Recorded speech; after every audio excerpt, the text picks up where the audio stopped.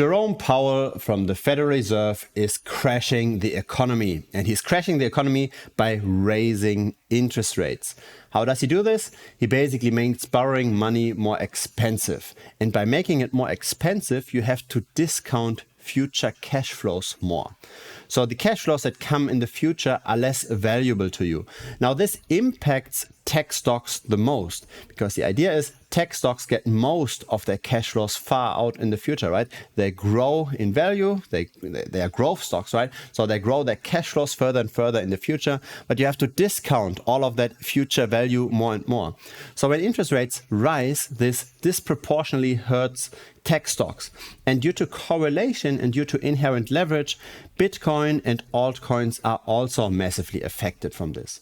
So that's the idea, right? Rising interest rates is bad and interest rates are still rising. So crypto and tech stocks don't have a bright future. That's what everybody is saying. Now, I have a slightly different opinion on this, and that's based on how historically the values developed. Let's look at this first, right? So we do see our rising interest rates currently, right? This is the Fed funds rates. We're currently at 4.33%. And of course, we do see the tech stocks going down 26% so far. And we also see Bitcoin went down quite a bit, right? More than 60%, even to the low here by 70%. So there seems to be some kind of a causal relationship here. But let's look at this just prior here, right? We have seen interest rate hikes before. Let's look at how Bitcoin actually developed, say, since the end of 2015 up to the middle of 2019. So you can simply just zoom out, and these are the two vertical lines, right? This is where the interest rate started to hike, and this is where it ended. This is the Bitcoin chart, okay? Bitcoin during this time went from $300 all the way up to $11K. And we did have our bubble here at 20K. So even though interest rates were rising over here, this did not necessarily mean that Bitcoin can't go up, right? It is, of course, good when money is cheap, and it's bad when money is expensive, but it's not the only factor. It's one of many, many factors that in the end determine if Bitcoin can go up in price or not, if the demand grows or if the demand slows down. Now let's look at those interest rates, right? Currently, this is the Trueflation index. Currently, the inflation rates tend to actually trend downwards. And this is a very, very positive thing, right? We've got the CPI data. The CPI data is pretty laggy, right? You've got surveys around housing. You've got all kinds of lagging indicators. Housing is a pretty big basket, a pretty big component of the inflation rate. You've got this Trueflation index that tries to measure the inflation a bit more accurately and a bit quicker. And so you've got daily updates on what, according to this index, the inflation rate in the US should be.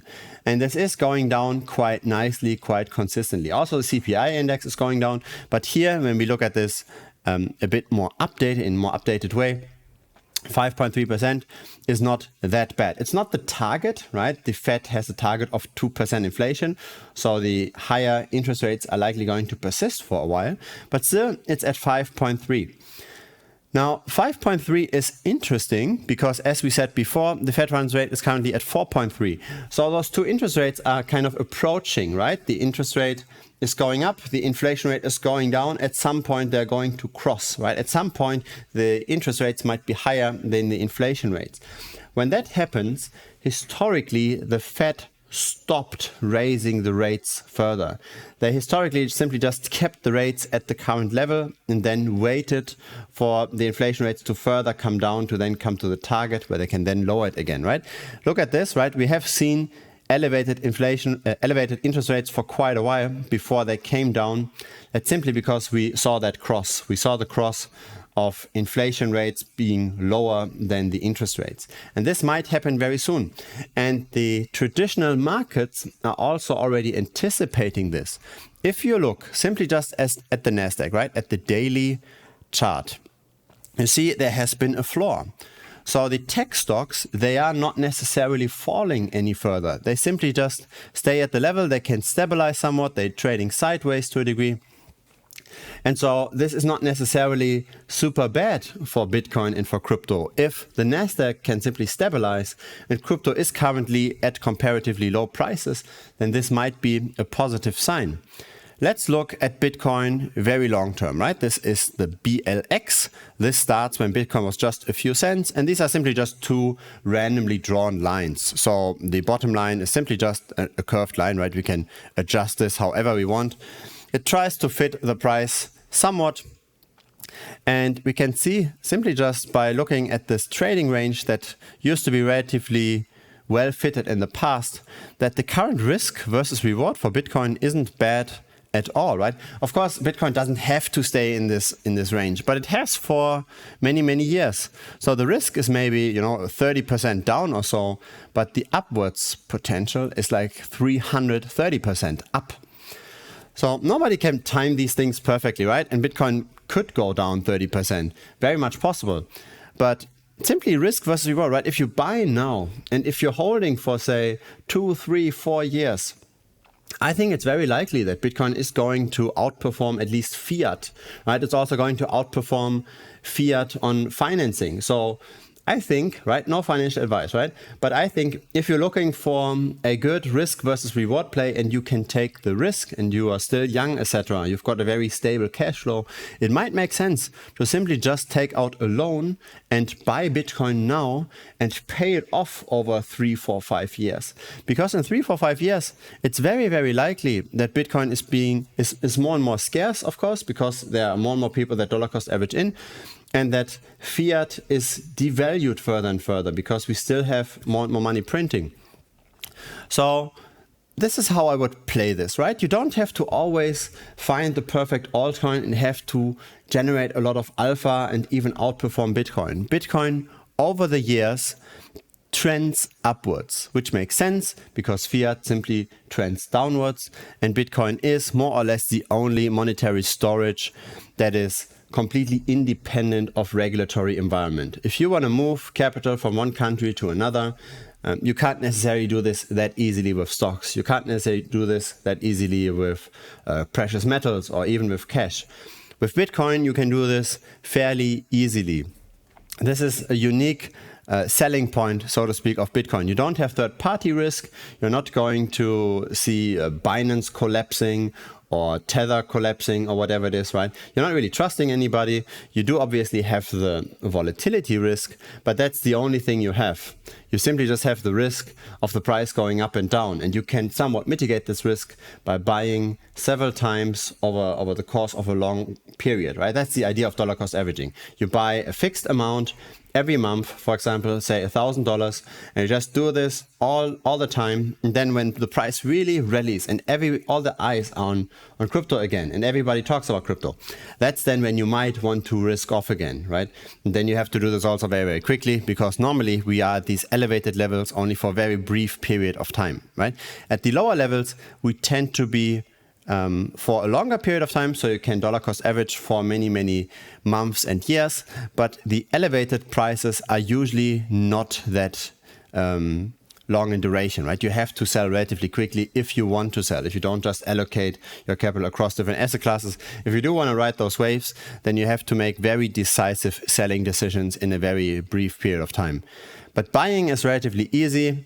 And currently, obviously, the prices are not elevated. You can also see this in on-chain statistics. You can see how much active speculation is there currently in crypto. There isn't too much. So I think, I have no idea, right? I have no idea where Bitcoin will be, say, in a few weeks from now. I have no idea if it will see 20K again, or maybe even 15K again, or if we have already seen the bottom or not, right? Nobody can say this for sure. But what we can say for sure is that fiat is expanding, ever expanding over time. We do know that the Bitcoin inflation is relatively small.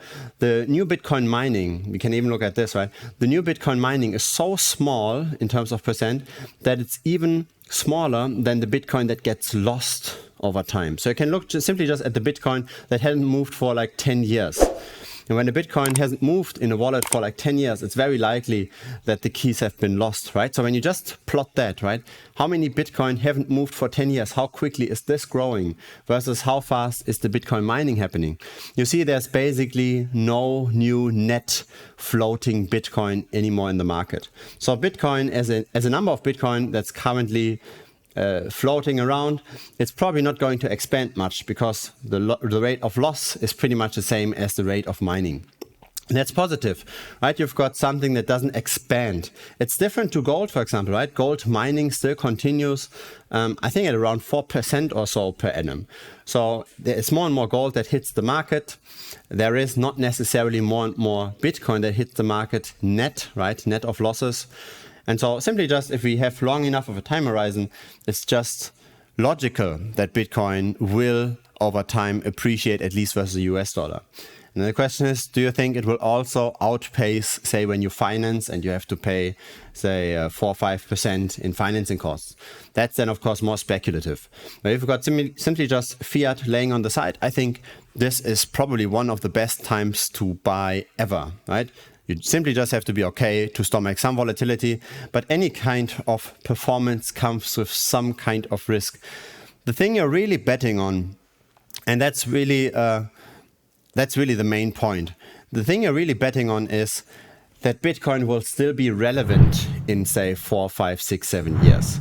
So that it's not a brand, it's not just a fluke that will completely go away, but there's still this core group of believers that don't sell their Bitcoin. If you think that Bitcoin will still be around in 5 years, then this is a pretty safe bet. That's basically the main thing that you're betting on. Because the hardcore believers, they simply just buy. They're buying further and further. And the number of these people are also growing, right? When you look at the number of wallets that hold at least one Bitcoin, it's at an all-time high as well. So if you believe in that, then I think it makes a lot of sense to simply just allocate more and more cash to Bitcoin.